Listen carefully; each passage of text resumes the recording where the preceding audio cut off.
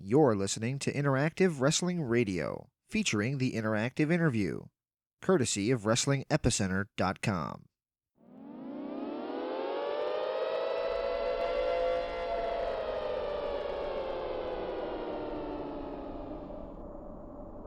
This is Impact Wrestling's Aron Rex, and you are listening to Interactive Wrestling Radio. Interactive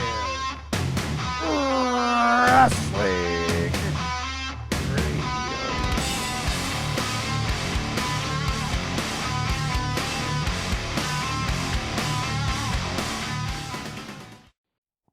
Hey guys, and welcome to another edition of Interactive Wrestling Radio right here on WrestlingEpicenter.com and YouTube.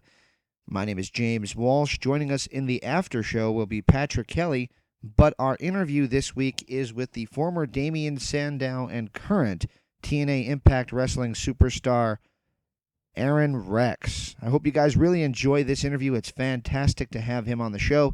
I invite everybody to check out Impact Wrestling on Pop TV every Thursday night at 8 o'clock Eastern, and to also check out Bound for Glory on pay-per-view.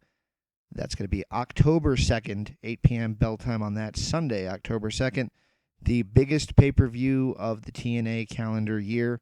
Check it out, Bound for Glory, and I hope everybody enjoys this. Thank you again to Impact Wrestling for setting up this interview, and I think things are getting exciting. Business is about to pick up for Impact Wrestling. Without any further ado, here we go. Hey, this is the Macho Man Randy Savage, and you're listening to the interactive interview. Oh, yeah.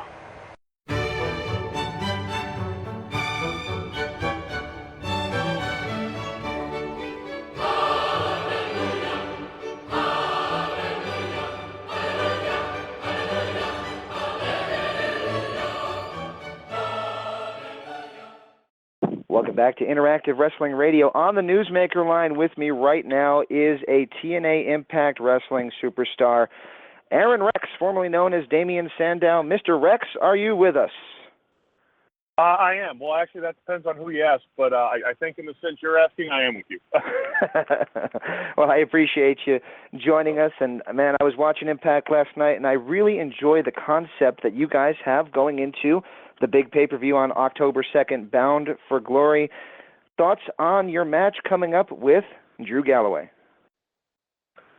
Well, aside from, the issues that Drew and I have had, which, we've kind of demonstrated our feelings towards each other. It's been explosive, to say the least. But, I am fully aware of what Drew is capable of. I am fully aware of, the athlete that he is. And, knowing that, I think he knows what I bring to the table. And this is a match, coming up here at Bound for Glory, October 2nd. It's the chance to be the first at something. And, there will always be who will the next champion be.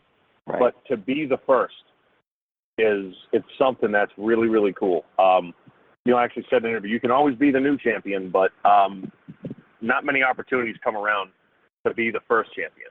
And that's just kind of what what I'm gearing up towards. Like this is a way to kind of cement your name in history and be the first and be part of something really cool. The changes that are going on in TNA and Impact, it's already being felt. I mean, look at the stuff Matt Hardy was doing. Oh, yeah. Look at just the way that the show's being presented, and look at the talent.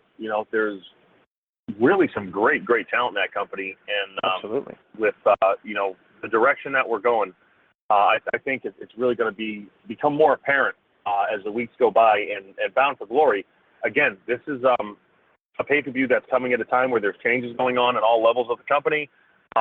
We're not necessarily playing by the rules that the industry has set for so long, and we're just kind of presenting our product a unique way. And you got, the best athletes in the world going at it. And, the thing between me and Drew coming up, we got the Impact Grand Championship. That's right. It's 3 3-minute rounds, and there's 3 3-minute rounds. There's judges. It's a different style of match. It's a different psychology going into it. But it's also great. And I think, I'm prepared for it. I am, kind of got my game plan going in. That's the cool thing about Impact right now is that, like you said, Matt Hardy's completely off the rails from anything that you've ever seen before in wrestling with his character. And the Grand Championship tournament is a style that is almost like classic wrestling with the English style, with the round system. That yes. Very, very different. So it's kind of a whole... You get a complete different presentation of professional wrestling at Impact Wrestling than you do anywhere else in the world right now. And I think that makes it stand out a lot more. Without a doubt. And it's only going to get better. It's only going to stand out more, I can assure you. Absolutely. So we mentioned Drew Galloway. We actually interviewed him just before Slammiversary, and we talked a little bit about the guys who were leaving WWE at the time, you being one of them, and he said that he hoped to see guys like yourself and a couple of the others who were leaving at that time in TNA, so they got the opportunity to present themselves in the way that they felt they should be presented. Do you feel that so far, it's only been a couple months since you've been in TNA, that you've had the opportunity to be yourself? Without a doubt. It's, again, the freedom that I've gotten there, and in return, the loyalty that I already have for TNA because they gave me that freedom, because I understand just how valuable it is. It's a win-win situation for everyone, and that's I think, only going to continue. Is any relationship, perfect? No, but I tell you what, the general direction that the company wants to go, the performers, the management, there's a lot of people on the same page, and everyone's working for the greater good, and that's an awesome thing. That's absolutely, and I'm really looking forward to seeing what you guys can pull off at Bound for Glory. And we talked a little bit about Bound for Glory already, but another thing that happened that was announced yesterday is that we'll see Cody Rhodes, or Cody as we're supposed to call him just for now, until we figure that whole mess out, appearing in TNA as well. Is it cool to see some of your former WWE colleagues finding refuge in TNA? Oh, well, you know what? And it is. I'm not sure if it's so much finding a refuge as being given a platform to show what they can really do. There are people that, everyone has their own reasons for changing companies, whatever the company is. And this goes not only in wrestling, but in, the corporate world or anything else. I mean, how many times do you see players get traded, Right, exactly. So that's just, it goes with everything. This is a fresh start. It's a new platform. New challenges, there's new competition, there's so many different things, and it's a fresh coat of paint for everybody.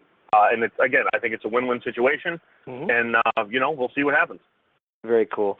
Early on in your WWE run, if you don't mind, if I go back a few years and ask you a couple questions, your character reminded me a heck of a lot of I guess I can call him a friend of mine, Lanny Poffo, the Genius character. There was probably some nuances of that involved there, and then a few years later, you did the parody of Randy Savage with Mizdow and Macho Mizdow.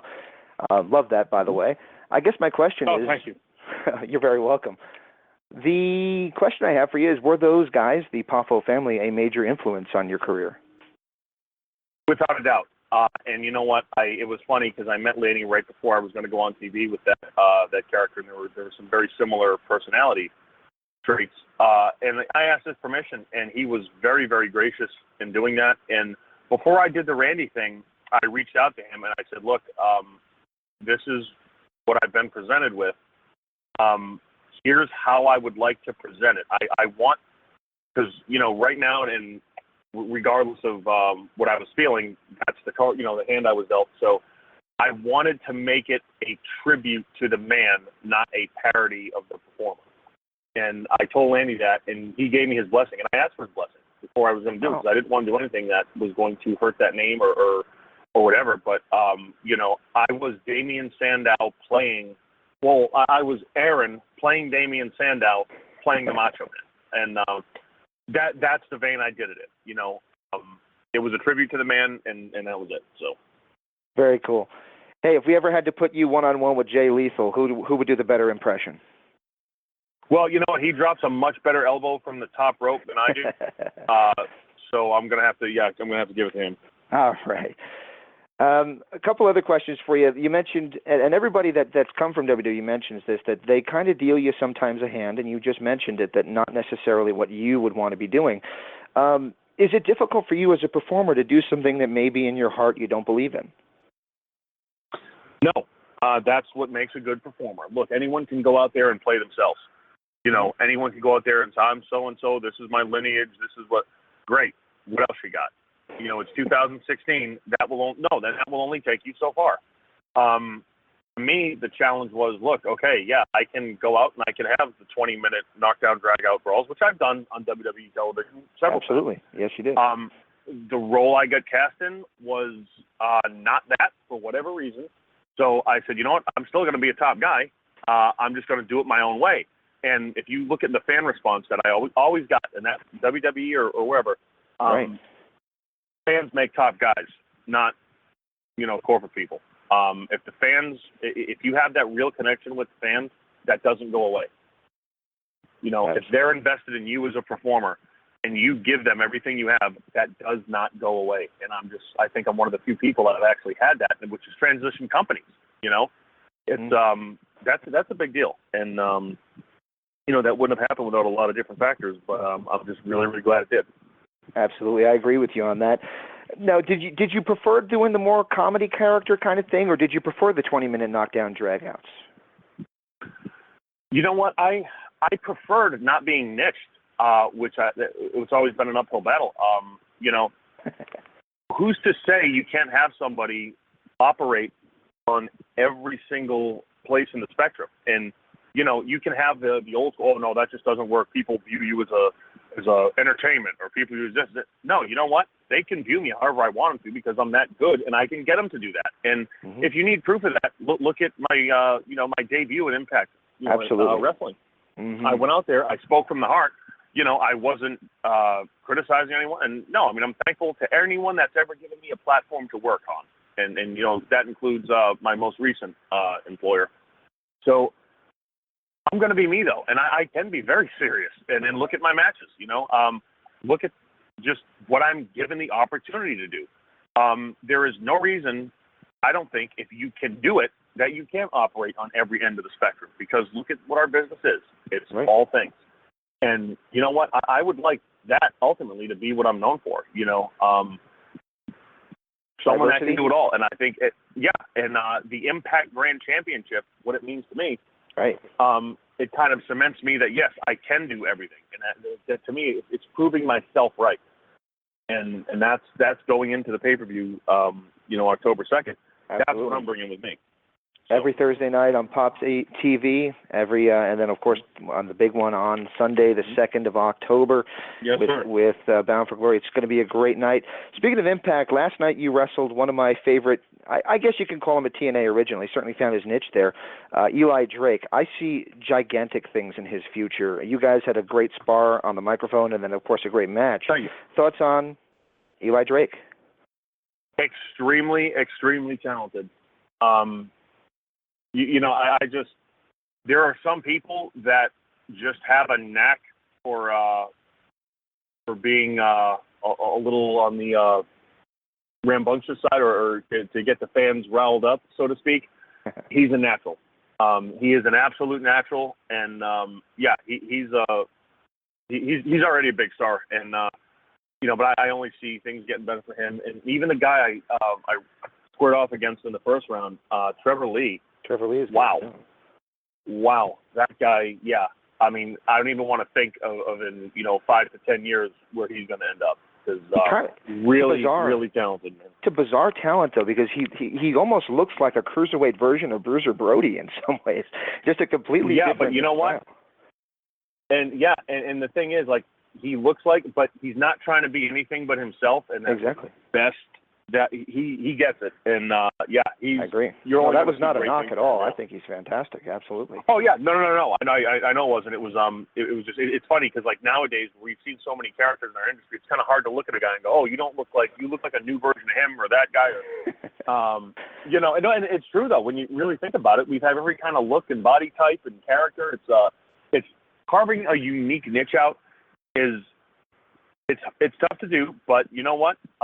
It's not impossible. And I think as a company too, how Impact Wrestling is doing that. And again, I'm just really, really happy to be a part of it. Absolutely. Well, I'll close with these questions, and that is about the changes. We've already covered a little bit about it, but about the changes in encountering Impact Wrestling right now. You kind of came in when all those changes start coming into effect. I guess what's the mindset backstage for both yourself and your overall feeling of the locker room as we're facing these, exciting, uncharted waters for the Impact roster? You know what? We all realize what it is. And when you have the talent level that the locker room has, when you have, the business sense of, a Billy Corgan and the direction and, what he brings to the table, and also as an extremely knowledgeable person about the wrestling industry, you forget sometimes that you're talking to, one of the biggest rock stars in the history of the world. When you're talking like Adrian Adonis and Roddy Piper, WrestleMania 3. It's cool. It's very, very cool. But all of us, we realize where we're at as a company. We realize what we have the opportunity to be a part of.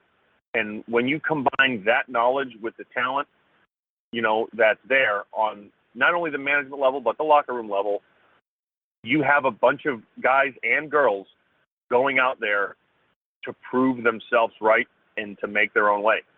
And that is going to be what sets Impact apart. And people are already starting to talk about it. They're already starting to kind of, the wheels are turning and that like fans are understanding what it is. And, that's just on us as a company to go out and say, you're exactly right. And here we go. Look at what we can do. And that's all it is.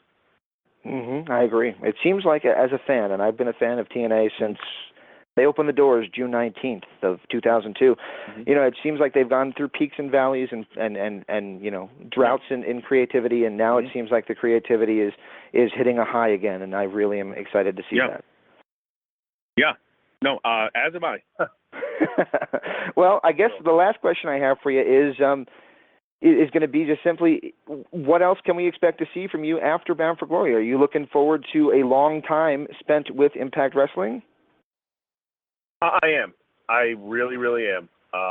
It's the future, what the future holds, who knows, but it will be a spectacle, I can assure you. All right. I'm looking forward to it, especially every Thursday night on Pop TV for Impact Wrestling, as well as at Bound for Glory October 2nd on pay-per-view, 8 o'clock start time for that. And, Mr. Rex, I want to thank you for spending this time with us today. You are very, very welcome. It was my pleasure.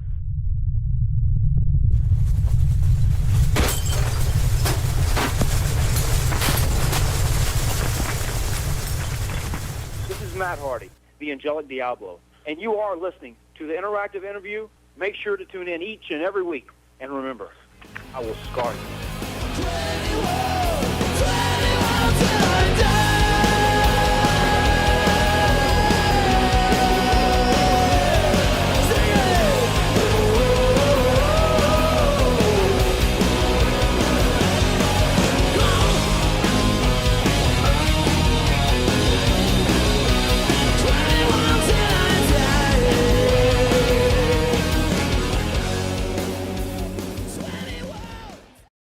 Welcome back to Interactive Wrestling Radio. Joining me now is our co-host, who has been a little bit MIA on the interview anyway. But Patrick, are you there? I am here, James. How are you doing, buddy? I'm doing great. Hey, the thing about this whole doing interviews thing is that you can't always get them to agree to join you at the time that everybody's available. So it's kind of, I'm the guy with the recording equipment, so it's kind of, I just got to make myself available for it. That's the bottom line. But I want to thank TNA Impact Wrestling for setting up that interview with the former Damien Sandow, Aron Rex, who has been making quite a name for himself in TNA Impact Wrestling and making a difference there. I really like, and not to make him sound like, was it Fatu? Remember that really weird gimmick where he was like, I'm making a difference? Do you remember this at all? I do, actually. I do remember that. He was the Will Smith rapper character, the good guy rapper. Be good to your mom. That kind of thing. Yeah, because that's a compelling character in 1995 for a wrestling gimmick. That was not a compelling character. Oh, I'm being facetious as hell, but I mean, there were tons of them in 1995. You had Isaac Yankem, you had Mantar, you know, they were everywhere. My personal favorite. Go ahead. Go ahead. My personal favorite shitty gimmick was Santa Claus, played by Balls Mahoney. God rest his soul. God, I love Balls Mahoney, man. That was a bad gimmick. Mantar, the half man, half cow. That's kind of just like you look at that and think, what were they thinking? Bill Irwin, Wild Bill Irwin, who was only 42 or 43 at the time. You just assumed he was much older. When he was brought in, a guy who had wrestled for decades and been everything from a lovable law enforcement kind of Wild West character to a complete rebel in the Wild West kind of character. Wild Bill Irwin, and they bring him in as a hockey player and call him the Goon. I don't get it. They had, Knuckleball Schwartz, played by, that was the Brooklyn Brawler. Oh my God. You're really pulling the name. Okay, who the hell was Fantasio? Do you remember him at all? Oh gosh, I don't really remember him. He was the magician who and he predates the Crow Sting, but he kind of looks like the Crow Sting. He did a little bit, yeah. Yeah, but he's like a magician. He would do magic tricks during the matches, and it was terrible. But wasn't it like Tiger Ali Singh? Wasn't that guy a character? And a few years later, I think it was like '97. But I didn't get that gimmick either. Didn't he like buy people like Ted DiBiase? But he was like some Arab drug lord or something. I didn't really get it. It was something like that. He was supposed to be like a modern day for '98. He was supposed to be like a new version of Ted DiBiase, and with his whole gimmick of he's from India and everybody thinks he's a stereotype, that he's like Apu from The Simpsons just because he's from India. But I'm actually super rich and I can get people to do shit for money. And he would do he would make people do really gross things for money. And that was part of the Jerry Springer aspect of the Attitude Era. Yeah. And it didn't last very long. No, it didn't. That was up there with the Kai and Tai Dojo when they had the sex scene with the girl, and it turned out the girl was really only 17, and they almost got... Oh, the Val Venus thing, yeah. Yeah, they almost got a real deep doo-doo for that one, so... What were we talking about? Yeah, because they pulled the plug on that really quick. And I wondered what happened there. I didn't know that was a thing until years later, but... Yeah, that became a thing. That was all over, like, we had this really weird-looking dude named Ernie Anastas, and he kind of looked like Ernie from the Sesame Street, which was I found funny as hell. But he always seemed to do the wrestling stories on the CBS Nightly News in New York, and I mean he covered WCW whenever Rodman or Karl Malone or whoever, or Kevin Green or anybody did an appearance. He always covered another sports report. But he covered that one, and it was like, oh, that just makes us look so trashy to have that kind of a thing going on. It's like it's a trashy gimmick anyway, but it's even worse. Yeah, and that's yeah, in the entertainment business, when it comes to like sex scenes and things like that, they were very strict about you being the proper age for you to film a sex scene. Point of interest, apropos of nothing.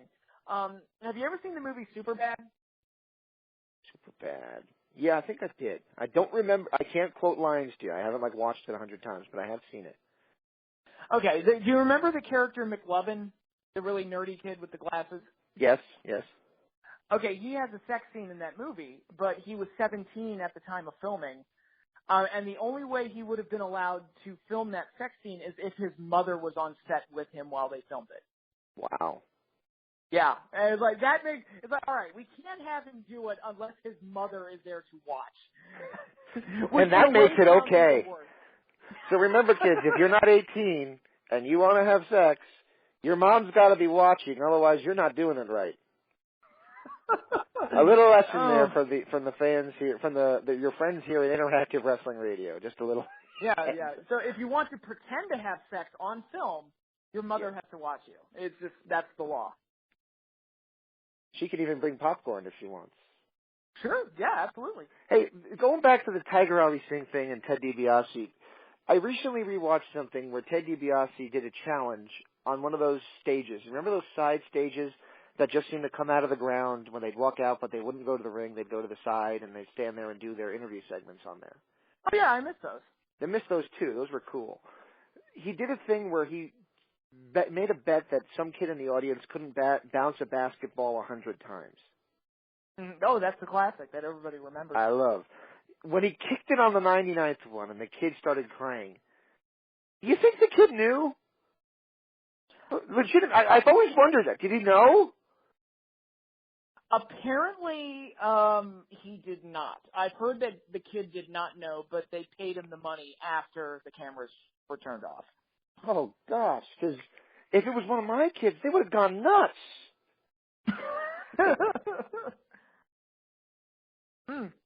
Wow. Hey, do you think in the name of everything happening in Charlotte that Charlotte's going to have to change her name? Say what?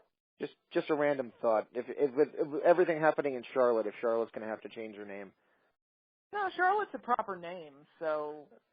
Yeah, but she's Ric Flair's daughter, and that's why they call her Charlotte.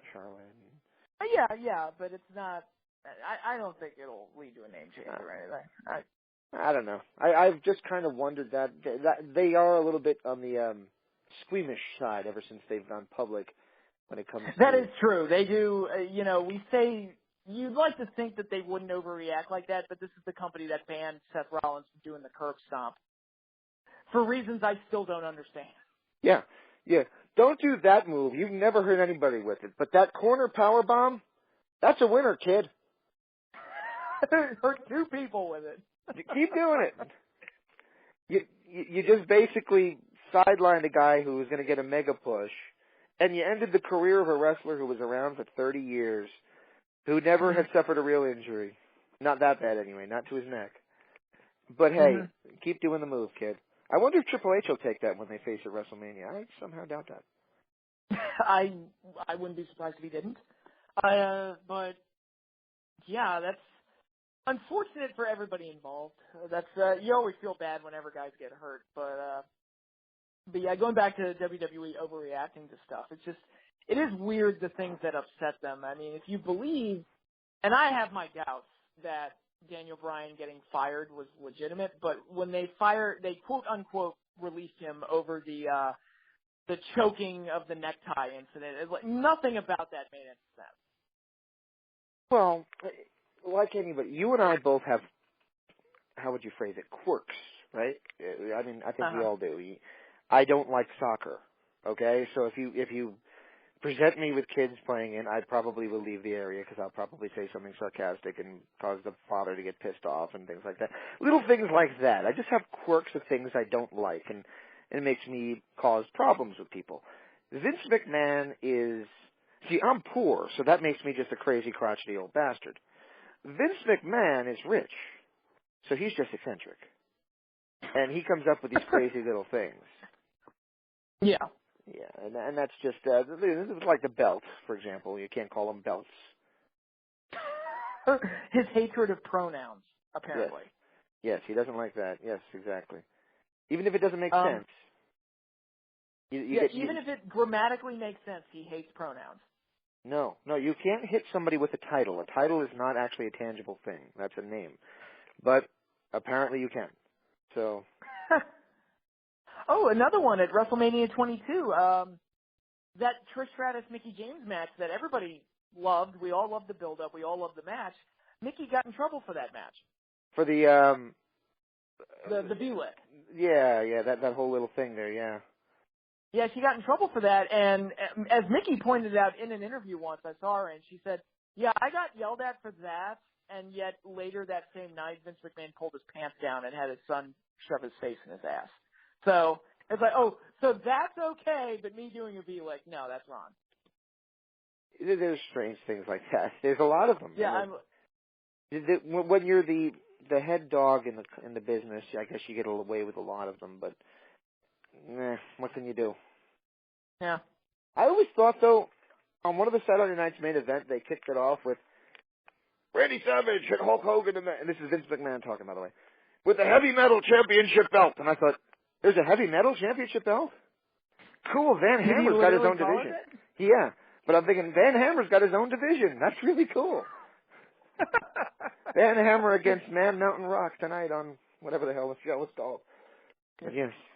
No, I thought that was interesting. By the way, do you love that Tecmo Bowl commercial?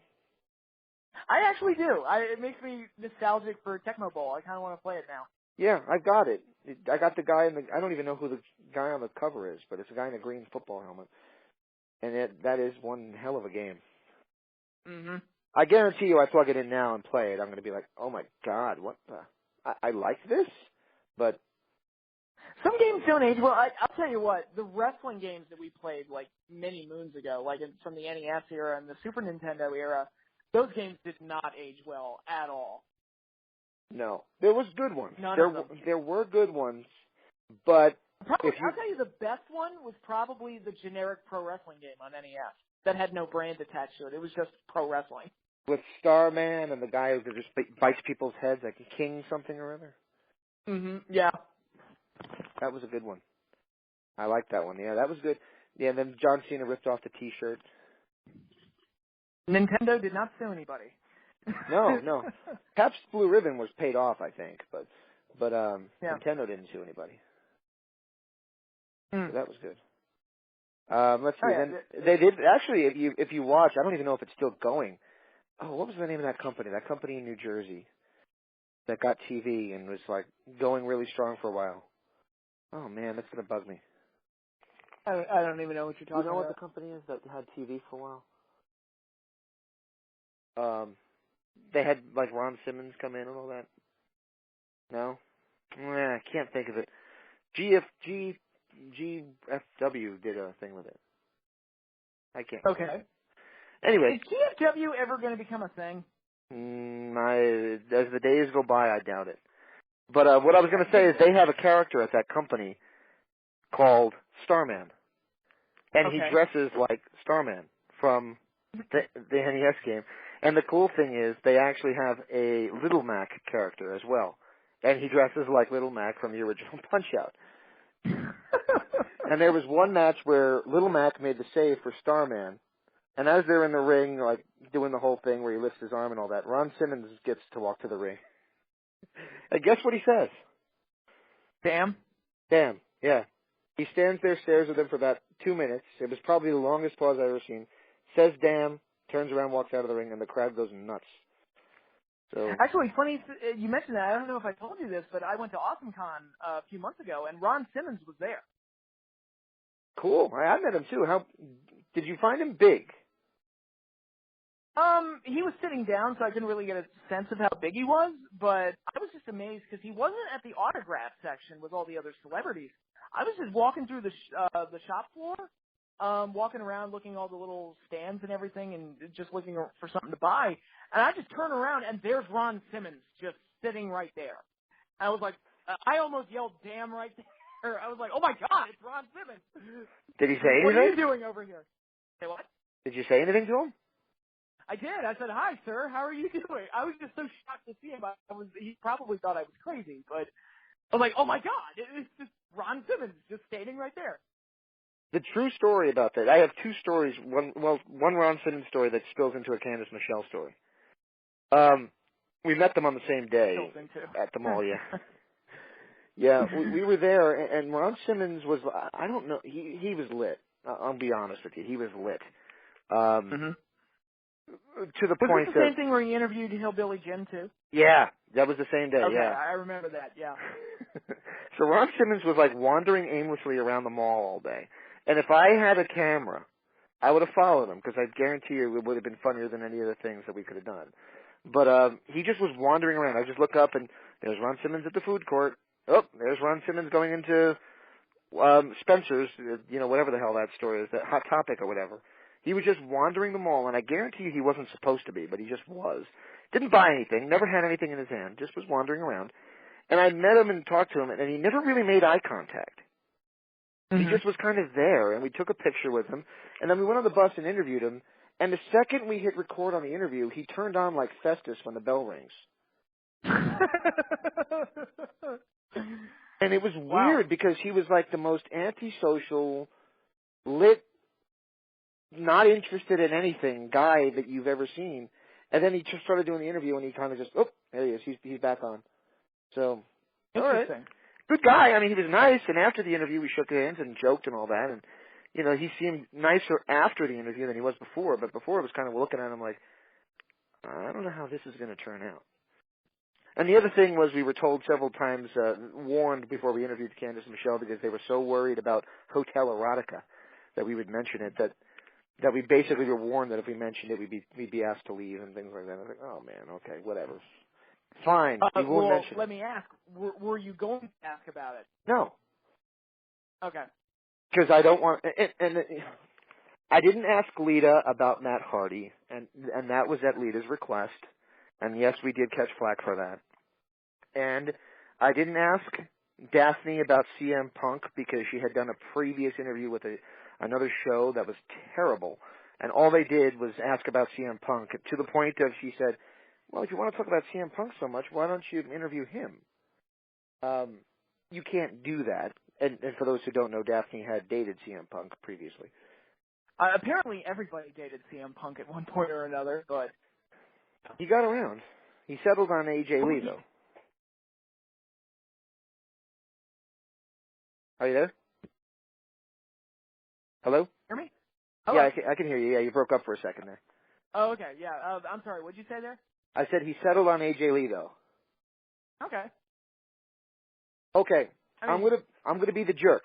Are we ready for me to be okay. the jerk? And then we're gonna get back on topic and wrap up. So the Rams played the 49ers in the first week of the season on Monday Night Football. Yep. They scored 0 points. Yes. And the Houston Texans played the Patriots last night on Thursday Night Football, and they scored 0 points. Hmm? I was half expecting the wrestling community to go on Twitter and say how proud they were of those teams. Because they looked like they had absolutely no business performing the sport that they were performing.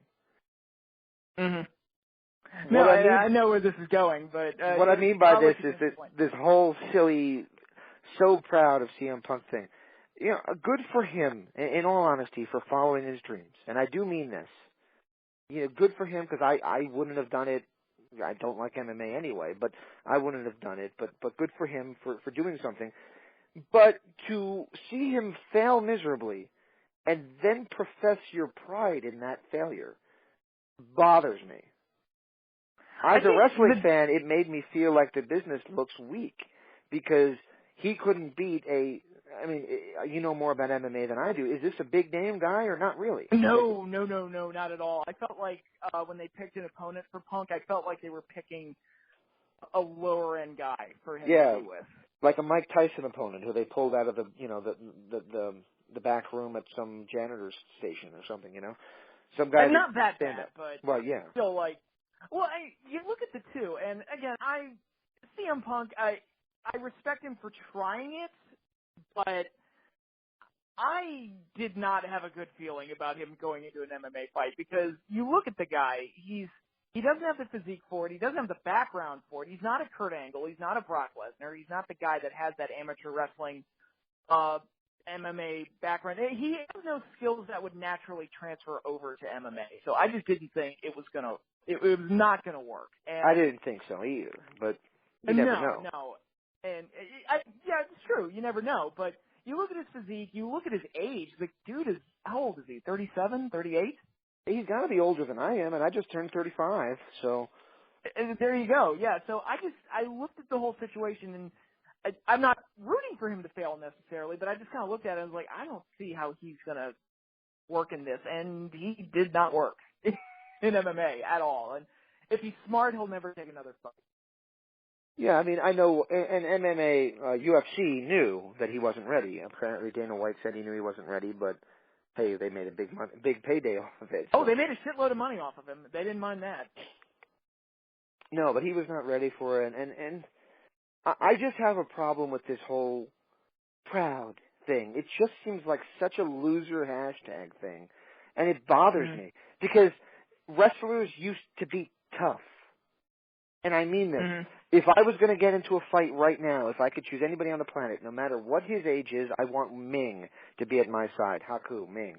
Because I'd win that fight. Road Warrior Hawk used to get in bar fights every freaking night.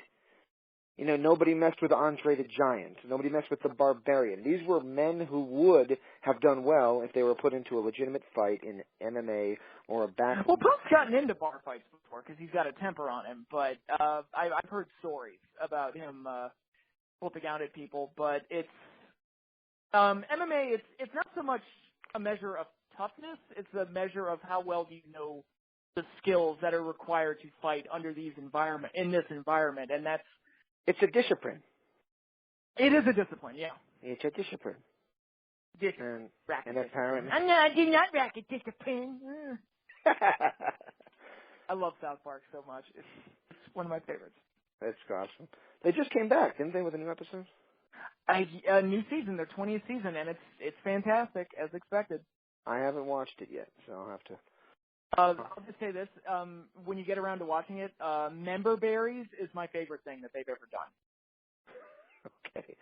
Member berries. I'll have to look that up. Yeah. Mm-hmm.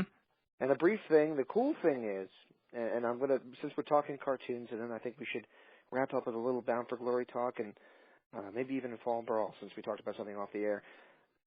This I wanted to mention. It's a cool thing when you watch a cartoon show that is for your kids, and they're referencing a game that you played when you were a kid, and it goes right over their heads, yet they're laughing at the jokes. Uh-huh. They did a Teen Titans Go episode where they act out the Oregon Trail. Oh, my God. Oh, my God, that takes me back. Yes, it does. They did it. Beast Boy gets dysentery, and he says, I need to rest.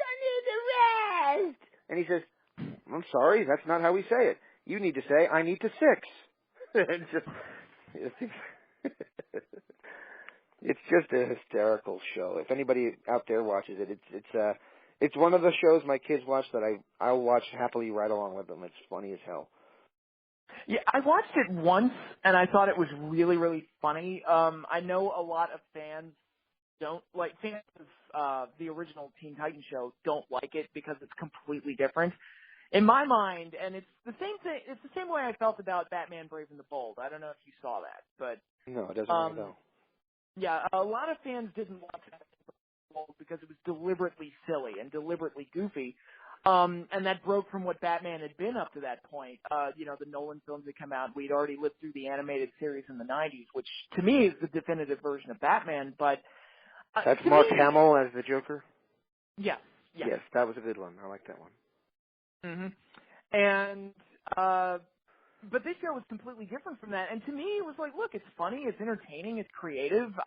They use the entirety of the DC library of characters very well, and it's like I said, it's funny, it's creative, and it uses the history of DC very well. So I was entertained by it, and it was one of the better Batman shows I've seen in a while, probably since the animated show from the '90s, because it was so different. It offered something different, and that's.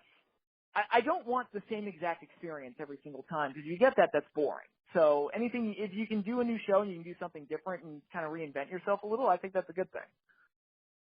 I agree entirely.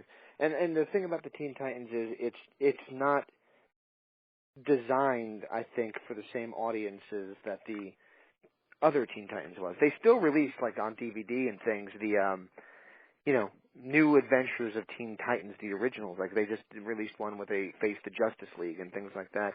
It's still out there if you want it. However, this one is clearly veered towards humor. Yes, it's meant to be silly, and I don't have a problem with that. Everybody needs to just kind of chill out a little bit. It's a cartoon. Come on, relax. Yeah, exactly. Come on, guys. There you go.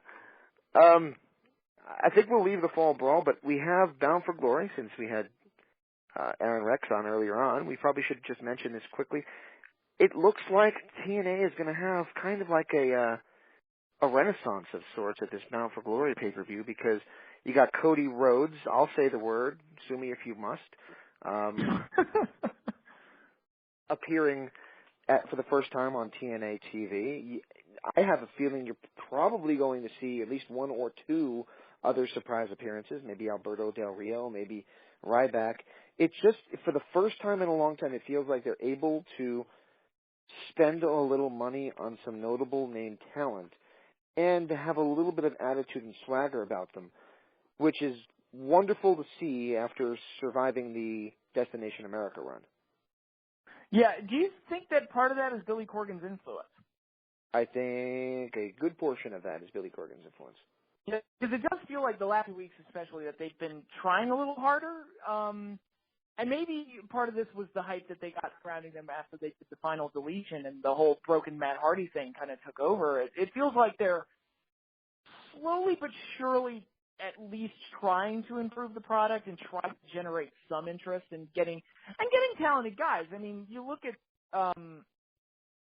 Aron Rex, formerly Damien Sandow. You look at Cody Rhodes.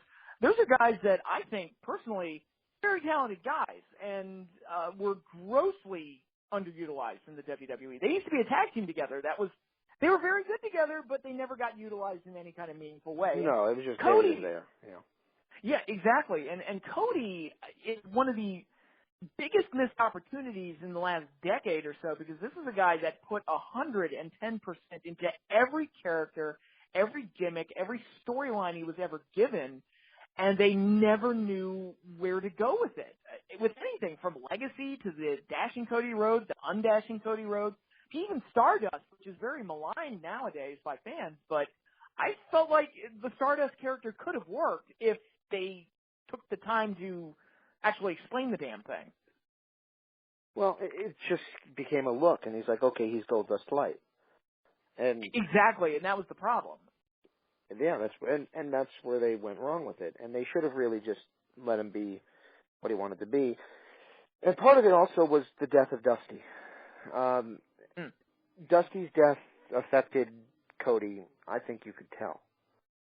For God's sake, he's got a Dusty tattoo on the middle of his chest now. Oh, wow.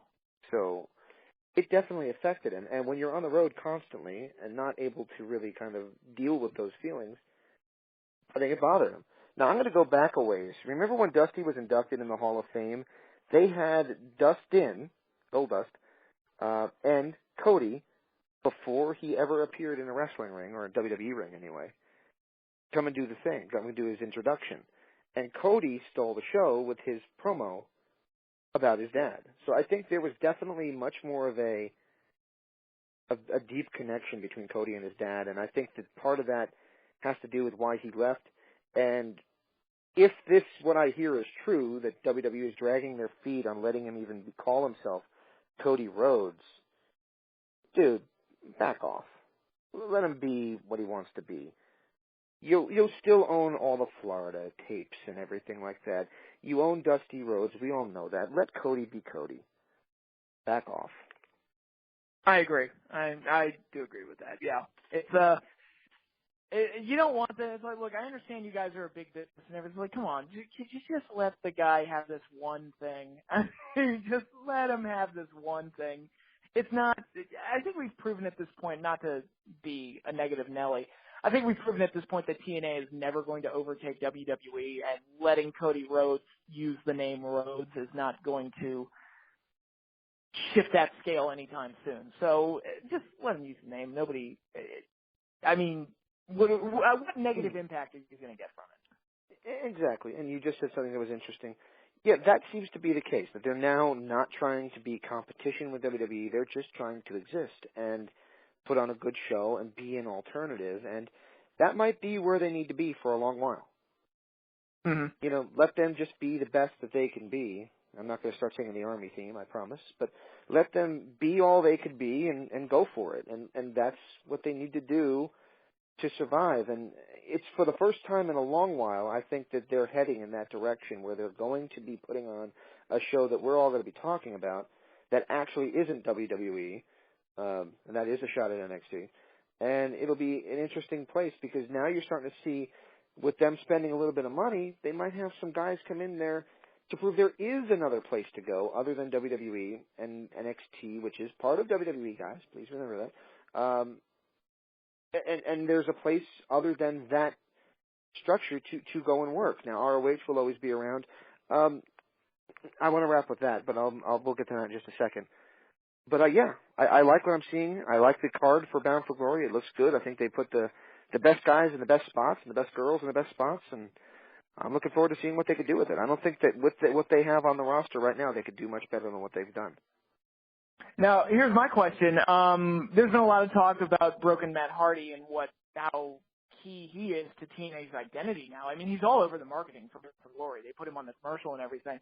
And he's really been their biggest hit this year as far as a character goes. There's talk that WWE is interested in signing him. You and I talked about this off the air, but what do you think about Broken Matt Hardy possibly going to WWE? I think that they see him as a moneymaker, and they can't allow anybody else to have him for that reason. If Matt is interested in as he seems to be, in spending time with his kid and seeing his kid grow up and being with his wife, who I don't imagine WWE would sign, I think he's going to stay where he's at, because you get a much lighter schedule, and if TNA is willing to pay him adequate money to stay, I think he'll stay, because they allowed him the freedom to come up with his character. Now, remember, Matt did come up with some duds, some things that did not work. In fact, one of the promos that we played on this show was when he was doing the Angelic Diablo character. And the promo literally goes, "This is Matt Hardy, the Angelic Diablo, and you're listening to the interactive interview, and you better keep listening or I'll scar you." Now, that didn't get over. You can't imagine why not. But this broken thing, if you told me, I probably would have told you, that's silly. That's never going to work. And then you see it in action, and it's fantastic. So, it's like, I love it. And that's part of the problem with him going to WWE, and I think Matt knows this. The reason the broken character works so well is that it's clearly Matt being allowed to do whatever the hell he wants. There's no doubt in my mind that Matt Hardy came up with every bit of what you're seeing on TV.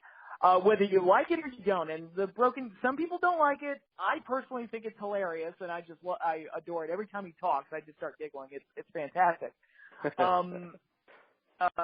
Yeah, and he got like delete over the word delete. Like every time I hear that word, I just think of Matt Hardy. But just the insanity and the way they film the vignettes and everything.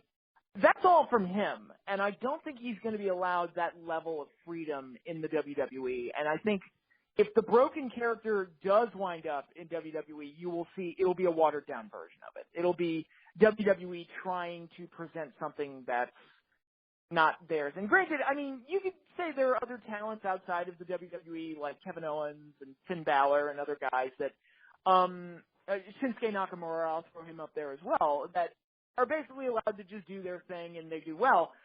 And that's true, but broken Matt Hardy is so out there and so crazy and so colorful that I just don't see the WWE allowing it to be Matt's vision of it. I just see them kind of taking over the reins and then ultimately just making something that's not as good. Right.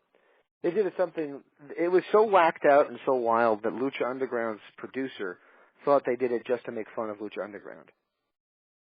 Oh, yeah. Well, there's definitely a Lucha Underground influence there. Which, by the way, they're back for season 3, and I love them. They're still great. Yeah, I've been watching it. It's one of the few wrestling shows that I can get the whole family to sit down and watch because it's so gritty and dirty and yet still fun. So it's a very raw product. Of everything. It's got that grimy, dirty ECW feel, but it's got this over the top. It's this weird thing. You know, it's probably what WWE's version of ECW should have looked like, but didn't at all. Yeah. No, it didn't. Nope. And I said I wanted to wrap up with something. No, I mean, don't even get me started on WWE's version of ECW. We've already covered this a million times, but I'll say again. ECW is kind of like wrestling's Woodstock, where if you asked everybody, they'd say they were there, but their age wouldn't necessarily make sense for them to have been there, or they were not living in that area and all those other things.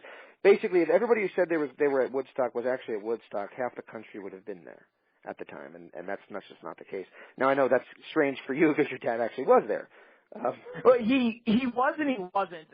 He actually was there, but he never heard any music because he could get nowhere near. He couldn't even, from where he was, he couldn't even see the stage. So. Right. He described it as one of the worst experiences of his life because it was just a waste of time. Wow. Yeah.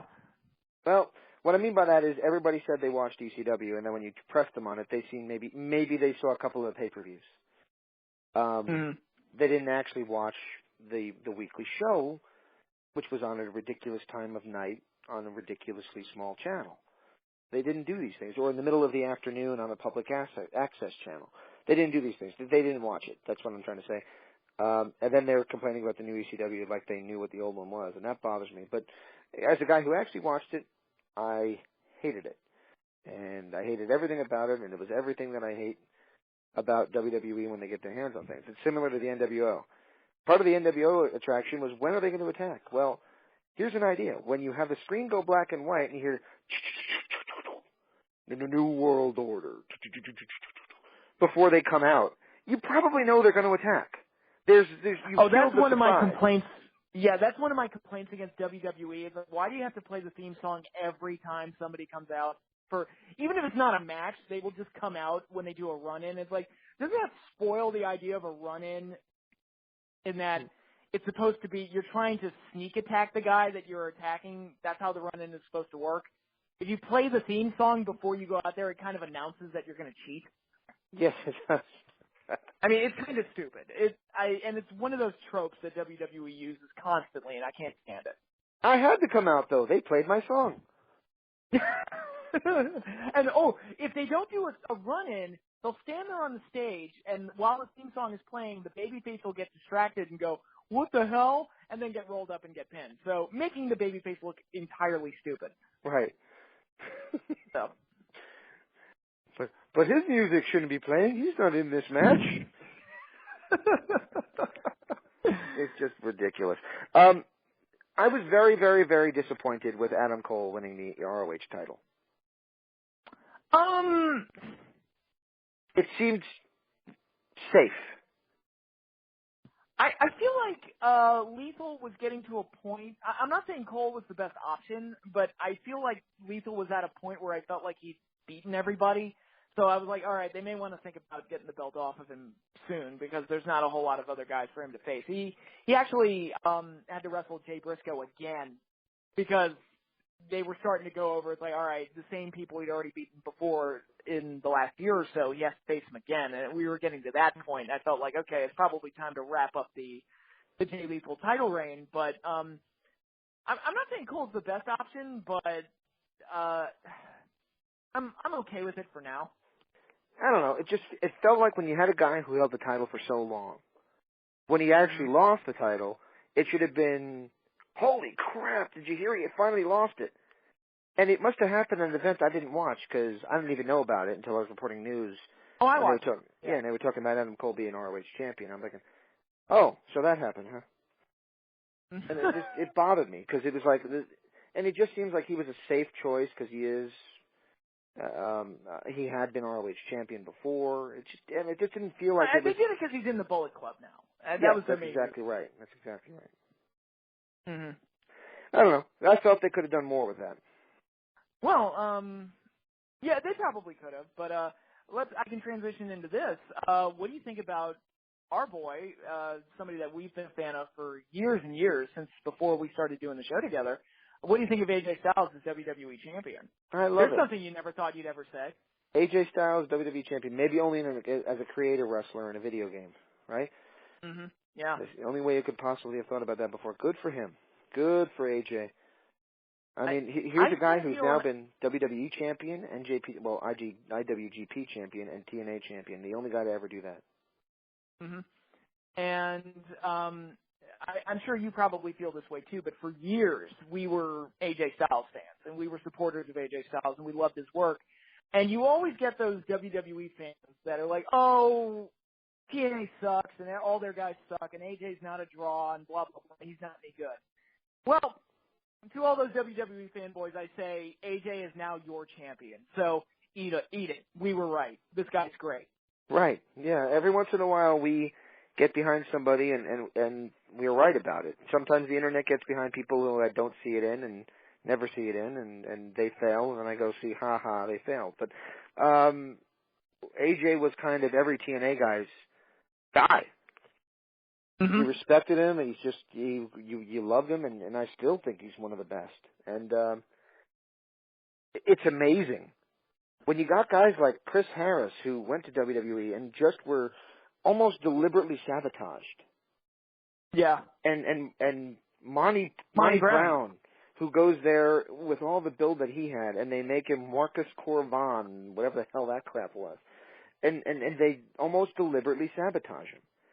To now see guys like AJ Styles being the biggest name of it, Samoa Joe, Austin Aries, now Eric Young and Bobby Roode, all go there and actually get given legitimate chances, shows growth on WWE's part. So I'll give them, I know we crapped on them, but give them credit. Over nicely. Bobby Roode is doing really well in NXT right now. Well, Bobby Roode is great. I mean... Yeah. I'll be honest, I don't think Austin Aries is catching on that strong, and Samoa Joe kind of looks like a shadow of his former self, but Bobby Roode I think is really doing well in NXT. Joe has not looked good in years. He's I don't know if it's just his body breaking down or if he's gained weight or what it is. He just does not. And I think I made this comparison to you. It's kind of like Rob Van Dam in his later years, where he can still do the Rolling Thunder, but he's doing it at half speed, and he doesn't look as crisp. He doesn't look as good as he used to. Right. It's like watching Aerosmith and Steven Tyler not doing the high note Dream On or something. It's just not right. It's not a full performance. Mm-hmm. Hey, by the way, when he did that on the American Idol that time, you think he peed a little? I didn't see it, so I couldn't tell you. Because he hit the note, and it was like he's off key the whole song, but the high note he hits, and it's like, wow, okay, I stand corrected. No, American Idol, my rule is that whenever I watch that show, is that I would watch the initial auditions just to see all the bad ones, and then I would stop watching. That was always fun. Yeah, I enjoyed doing that. I got sucked into a few seasons of it. I liked James Durbin because he was a rocker dude, which was cool. Unfortunately, when he released his record, the record company got its hands on it, and wow, let's just say it didn't turn out the way that I expected it to. But, that's a shame. Yeah, he's released his promos, interviews. It's gonna sound like Dio. It's gonna be awesome, and then you hear it, and it's like poppy garbage. Oh, and you know us. We love poppy garbage. It's clear that they had no idea what it's what a record company that doesn't know rock music would release as rock music, and that's what they did. It's funny. This tells you how much I love pop music. Probably of all the pop divas that are out there today, Lady Gaga is probably my favorite one, and my favorite shit that she's done is like her jazz album and her album with Tony Bennett and that type of stuff. Like the stuff that's not pop that she does is great. She's talented. I don't own any of her stuff, but of all of them, she's talented. I hear a lot of stuff. Like my introduction to pop music these days is basically the crap I have to listen to if I decide to play Madden. And oh God, I'm so sorry. That kind of garbage, and it's like, wow, I'd rather hear Lady Gaga than this. Yes, there you go. So, I think we covered everything. Did we want to wrap? Yeah, no. Did we want to wrap up with Fall Brawl? Oh, yeah. We were talking a little bit about this, and I'd love anybody else's opinion. Caroline's in the room. And I think we started gutting on this because Clash of Champions is this Sunday, and you and I were joking. It's like, all right, WWE will constantly bury WCW, but they don't mind stealing its ideas, like no, not the at all. Cruiserweight division and Clash of Champions and all these other things. And it is kind of weird that over the years, WWE has really become more and more like WCW as a product. What with constantly pushing old guys and oversaturating their own brand by extending Raw to 3 hours and just having an ungodly number of pay-per-views and television shows or whatever. But it's really weird. And now they have Clash of Champions and they have a Cruiserweight division. So it's like, they basically turned into WCW. Right. It just took them some time to realize how good it was. I probably shouldn't have closed it. Yeah, we will know it's gone too far if they bring World War III back. If that happens, we will know they've officially gone too far. Well, that speaks to our point, though. And Caroline's in the room, and I'm going to ask her, too.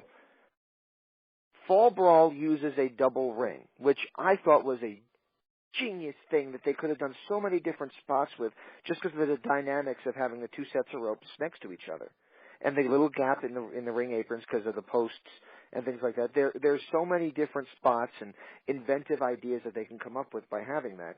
But WWE, despite multiple rumors, has never pulled the trigger on doing a double ring, double cage War Games match. Patrick theorized off air that they don't think that the production crew would know how to do it because they're basically paint by numbers. Why do you think WWE could not successfully put two rings in the middle of the arena? Was that for Caroline or for me? Caroline says because Vince wouldn't like it, and I'll give you the chance now, Patrick. Okay, I mean, Vince not liking it, I mean, that's why anything gets done. So her is probably right. But right. I do feel like that WWE's product is so assembly line and so paint by numbers. And you and I were talking about this off the air, how isn't it boring how every venue looks identical now? Yes, I mean, I agree. Yeah, don't you kind of miss it? The only venue that really stands out is whatever stadium they hold WrestleMania in. Other than that, part of the draw is what it looks like, is what WrestleMania will look like. Mm-hmm. Yeah, exactly. And actually, when they did the show in Tokyo, that Beast in the East show, that show looked like a Japanese show, and I was like, oh my god, it looks different. This is great.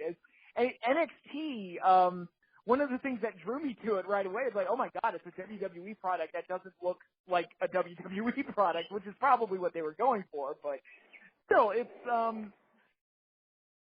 just boring to see the show look identical all the time. And I think with doing a War Games match, it would completely change the setup. Like, all right, how would they set up the flooring on the, or how would they set up the seating on the floor? Because that would have to completely change.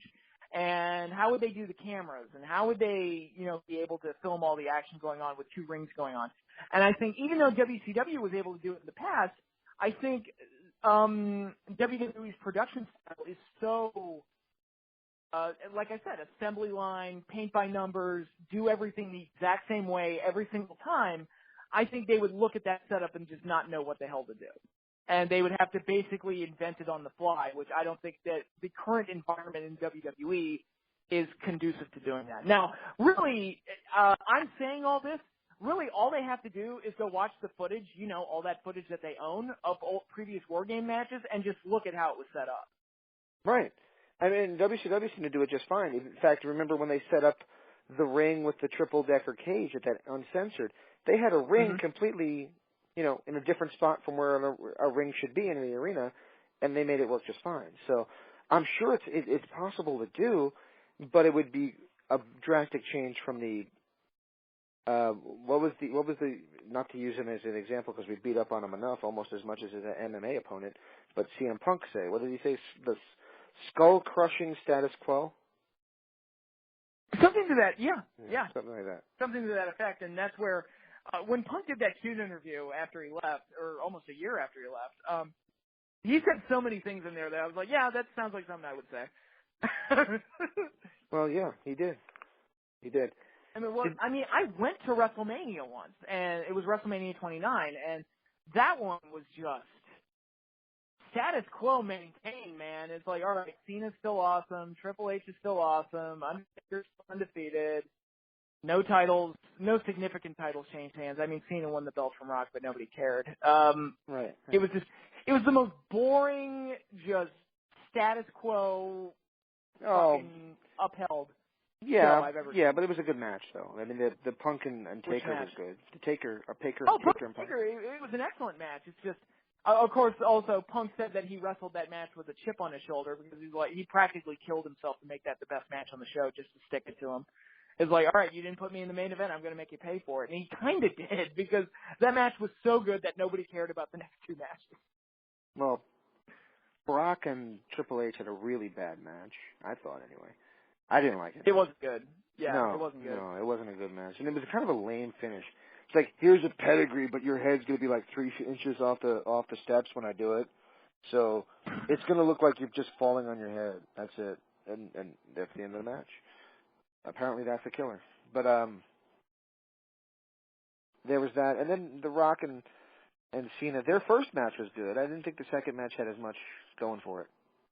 nobody wanted to see it. That was just the thing. It was a rematch that it was supposed to be once in a lifetime. And the first match, while good, I did enjoy the first match. It wasn't like something I was chomping at the bits to see again. And the problem was when I saw the first match and when Rock went over, immediately my brain goes, oh, fuck, we're getting a rematch. Because they're not going to let that stand. And sure enough, exactly what they did. But it was just a rematch that nobody cared about.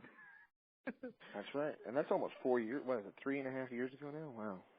Wow. 3 years. Yeah, a little over 3. Yeah. That's unbelievable. I mean, I'll say this. The Rock Cena 2 was better than what we got at 32, that Reigns Triple H fiasco. Didn't like it? Did not. Nobody liked it. I've yet to talk to a single person that thought that main event was good. Well, nope. I didn't watch. I swore off WWE when they had Triple H go over Sting at 31, and which was stupid for a multitude of reasons. I haven't really gone back on that. I've watched it a few times, but I haven't really sat down and really watched WWE often. I was just so mad that I was like, okay, this just pisses on history too much. And then what's her name? The one they were building gets her head kicked in by another MMA fighter, and now her stock is taking a drastic nosedive. So, Ronda Rousey. Oh, Ronda Rousey? Yeah. That was weird. What's going on with the bantamweight title?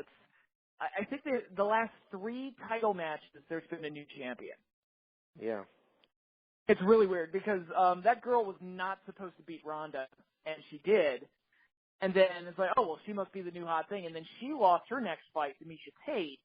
And then Miesha Tate is like, oh, she's back on top. And then she lost her first fight as champion. So it's really weird. That's kind of a cursed belt at this point. Yeah. But I'm saying that her stock went down, and they were building her up as this unstoppable thing, who beat the crap out of the guy who just beat Sting, and now she loses that. And I mean, I don't think many people are going to be going out to see her in Roadhouse now. So her stock has hit a drastic what was his speed bump? Yep. Yeah. All right. Well, I think we've rambled on enough. I hope everybody's enjoyed us. We haven't done one where we kind of talked about everything in a while, so hope everybody enjoys hearing about all of our thoughts on things, and hope everybody tunes into Impact Wrestling every Thursday night on Pop TV. 8 o'clock is the time for that. And speaking of 8 o'clock on Sunday, the 8th of October is going to be... Sorry, the 2nd of October. Mm-hmm. Didn't think that's... I have to 8 in my mind. I don't know why. The 2nd of October at 8 o'clock is Bound for Glory 2016. I can't believe it's been 4 years since I went. Unbelievable. Jesus. Yeah, time flies. Very different product now, but I for the first time in a few Bound for Glories, because the one that they did in 2013 was kind of the start of the descent. And I think this would be was it 2012 where they did the one? No, that was 2014, the one that was in Japan. That was the one in Japan. That just felt weird. That felt that like one was terrible. Yeah, that one wasn't good. Felt like a Coliseum video show. You know, it's like, okay, it's cool to watch because it's still TNA and all that, but it's not really their mecca show. It's by no means that. Last year's was decent. That was the one where Matt Hardy won the title, but that was before he was broken, Matt Hardy. But that was decent. But that was at the end of their Destination America run, which was, I think they'd admit, not their best time frame at all. And this year, this one's coming along the lines where there's a lot of change. So it's the first one probably since 2012 where things are looking really up for them.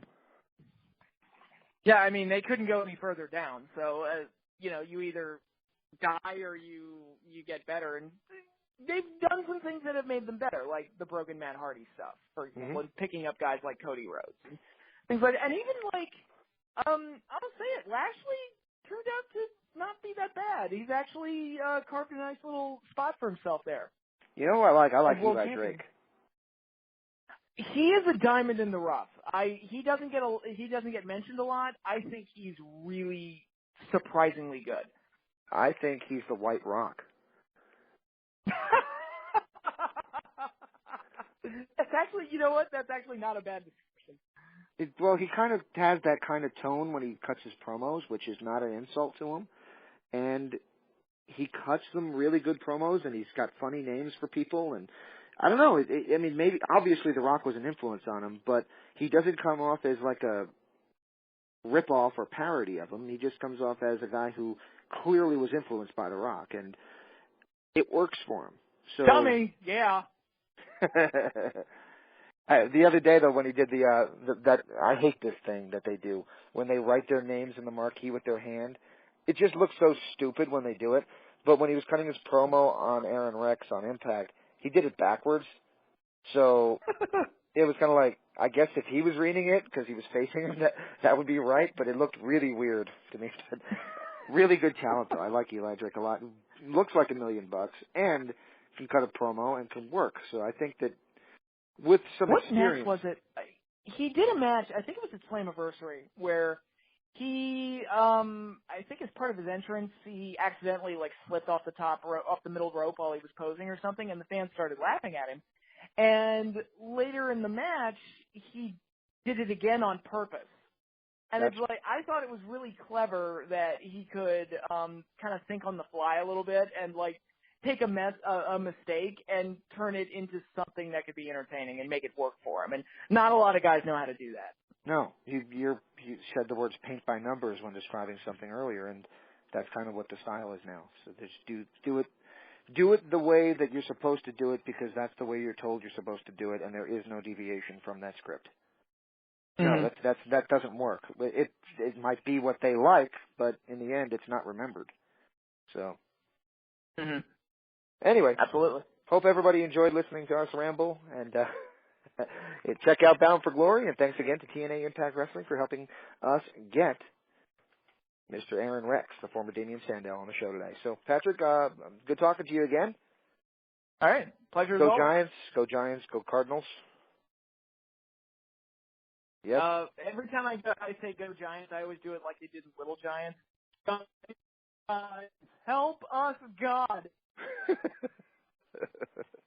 That's going to be good. I want to watch that again. I haven't watched that in a few years, Little Giants. You like football? No. You want to play football? No. You could be on our team. That's kind of feels like me talking to the kids, but okay. Yeah. All right. Have a good night, everybody. Thanks again for listening to Interactive Wrestling Radio.